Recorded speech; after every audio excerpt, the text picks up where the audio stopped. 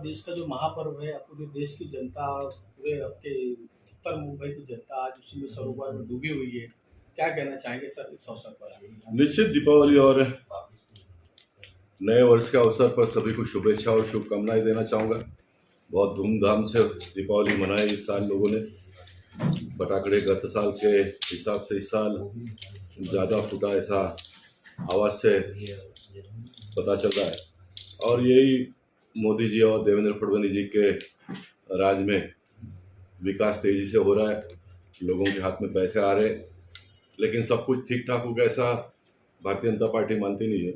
जब तक अंतिम व्यक्ति तक सुखी और संपन्न नहीं हो जाता है, तब तक ये प्रयास हम सब लोगों का अविरत शुरू रहेगा और हम चाहेंगे कि सभी लोग सुखी और संपन्न हो जाए।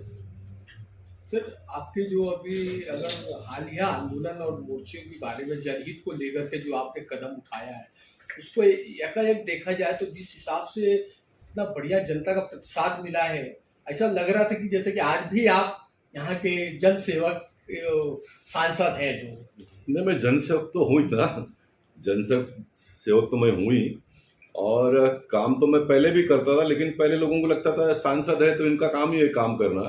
लेकिन आज मैं सांसद नहीं हूँ और काम करता, तो लोग थोड़ा उसको अलग नज़रिया से देखते हैं और सराहते भी है। ये अच्छी बात है लोगों का ये सोचना। लेकिन आंदोलन तो मेरे पहले दिन से ही मेरे स्वभाव में रहा है और बहुत सारी सफलताएं मिली भी है इन दिनों में। जो 3-4 बड़े बड़े मुद्दों को मैंने स्पर्श किया, उसके बारे में आंदोलन किया, और ये मैंने कहा है कि सभी आंदोलन को मैं अंजाम तक पहुंचाऊंगा और हर व्यक्ति को न्याय दिलाने का पूरा प्रयास करूंगा। अगर आप शुक्ला कंपाउंड के बारे में बात करते हैं तो शुक्ला कंपाउंड के बारे में बहुत ही जल्दी हम इसी हफ्ता में एसआरए के ऑफिस में जाकर उनका निवेदन देंगे और स्लम डिक्लेयर करने का जो प्रोसेस होता है उसका प्रारंभ करेंगे। विकासक से भी मेरी बात हुई है, मैंने कहा उनको कि आप जिद छोड़िए, भगवान ने जैसा मुझे जनसेवक बनाया है लोगों का सेवा करने के लिए, वैसे जो भी डेवलपर है उनको भगवान ने लोगों को घर देने के लिए डेवलपर बिल्डर बनाया है, किसी का घर उजाड़ने के लिए नहीं। और वो मानते हैं तो अच्छी बात है, नहीं मानते तो फिर सरकार है, कानून है, आंदोलन है, करते रहेंगे। सर, आपका बहुत महत्वपूर्ण कदम मुंबई करो के लिए आपने जो उठाया है, उसी सर्टिफिकेट को लेकर के जो आज तक परेशानियां बिल्डिंगों को लेकर, रहवासियों को लेकर आती थी, आज उसका आपने इतना बड़ा हल निकाल कर दे दिया है। उसके संदर्भ में आप क्या कहना चाहेंगे कि तोहफा दिया आपने दिवाली का उसको? नहीं, निश्चित तोहफा तो नहीं मैं कहना चाहूँगा। लोगों की जो समस्या थी उसका समाधान ढूंढने का हमने प्रयास किया। मैं ये भी कहना चाहूँगा कि इतने दिन लोग परेशान थे तो माफ़ी भी मांगना चाहूँगा लोगों से, क्योंकि लोकशाही में सरकार हो, सरकार के नुमाइंदे हो, ये लोगों को मदद पहुंचाने के लिए होते हैं और भारतीय जनता पार्टी के जनप्रतिनिधि हमेशा प्रयास करते रहते हैं। लेकिन ये ओसी का जो मामला सुलझते आ रहा है उसमें मेरा तो जो योगदान है वो है ही, लेकिन मुंबई भारतीय जनता पार्टी के अध्यक्ष अमित साटन जी है, मुंबई के पालक मंत्री आशीष शेलार जी, मंगल प्रभात लोढ़ा जी, और विशेष करके महाराष्ट्र के मुख्यमंत्री देवेंद्र फडणवीस जी ने 2 बार मेरे कहने पर म्यूनसिपल कमिश्नर को फ़ोन किया और ये काम आगे बढ़ा और एक बहुत बड़ी राहत लोगों को भी मिलेगा और सरकार महापालिका की तिजोरी में पैसे भी बड़े पैमाने पे आएगा आने वाले दिनों में। सर, अभी हाल ही में आपने राज्य के यशस्वी मुख्यमंत्री श्री देवेंद्र फडणवीस जी के मुहिम को आगे बढ़ाने का, शहरी नक्सलवाद को लेकर आगे बढ़ने का काम किया है, उस पर क्या कहना चाहेंगे आप? निश्चित देखिए, देवेंद्र फडणवीस जी ने बहुत सही समय पर मुद्दा उठाया ऐसा मैं मानता हूँ, क्योंकि नक्सलवाद ये देश के लिए बहुत एक जटिल समस्या कहो या तो बीमारी कहो, जो भी है वो। और गत 11 साल में मोदी जी के नेतृत्व में पूरे देश भर में और अमित शाह जी के नेतृत्व में बड़े पैमाने पे तब्दीली आई है। बहुत सारे नक्सलवादियों ने आत्मसमर्पण किया और नक्सलवाद देश से कम होता हुआ दिखाई दे रहा है। और ऐसे समय पर महाराष्ट्र में जब कुछ नक्सलवादियों ने आत्मसमर्पण किया तो महाराष्ट्र के मुख्यमंत्री देवेंद्र फडणवीस जी ने अब शहरी नक्सलवाद के खिलाफ में लड़ना पड़ेगा, यह आवाज़ उन्होंने उठाई निश्चित हम भारतीय जनता पार्टी के कार्यकर्ता हो या नेता हो, एक ही एंगल से सोचते हैं। जो उनके मन में होगा वही मेरे मन में आया कि शहर में जो लोगों को परेशानी है उससे भी हमको छुटकारा दिलाना पड़ेगा आने वाले दिनों में।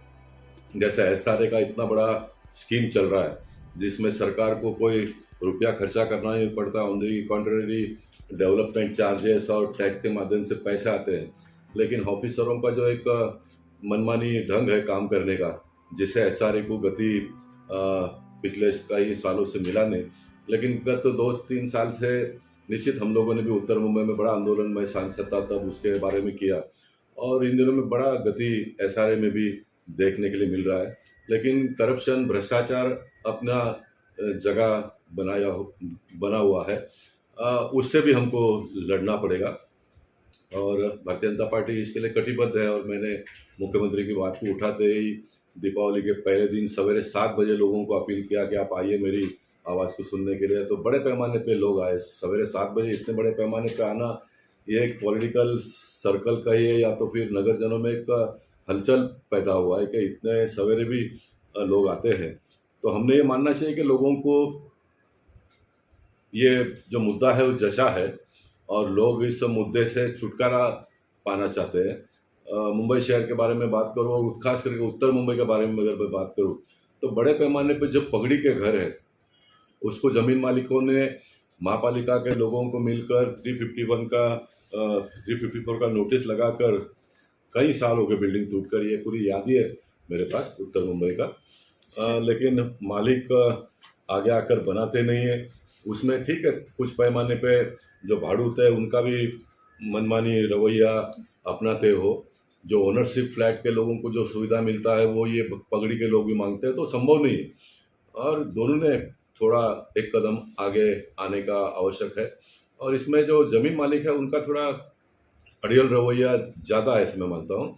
इसलिए सरकार को भी मैंने चिट्ठी लिख कर कहा कि जैसे एसआरए में 25% पैसा मुबदला ज़मीन का देकर एसआरए स्कीम आगे बढ़ता है, वैसा ही अगर बिल्डर को पहला चांस दे दो, मतलब जो ज़मीन मालिक है उसको पहला चांस दे दो, वो करता है तो ठीक है। वो अगर नहीं करते हैं तो उनको 25%, 30% जो भी सरकार नक्की करेगी वो देकर फिर भाड़ूत जो है वो दूसरे बिल्डर को लेकर भी कर सकते हैं। और इन दिनों में जो सेल्फ रीडेवलपमेंट की योजना सरकार ने लाई है, प्रवीण दरेकर जी उसके मुखिया है, उनको मंत्री पद का दर्जा भी दिया है। उसके माध्यम से भी बड़े पैमाने पर हम लोगों को न्याय दे सकते हैं। और इस काम में भी हम लोग आगे आने वाले दिनों में थोड़ा तेज़ी से काम करने के बारे में मैं स्वयं भी सोच रहा हूँ। मेरे सारे विधायक हैं, सारे पार्षद हैं, इन सारे लोगों को लेकर जो टूटे हुए घर है उनको घर दिलाना ये हमारी जवाबदारी है, जिम्मेदारी है और उसको हम बखूबी निभाएंगे आने वाले दिनों में।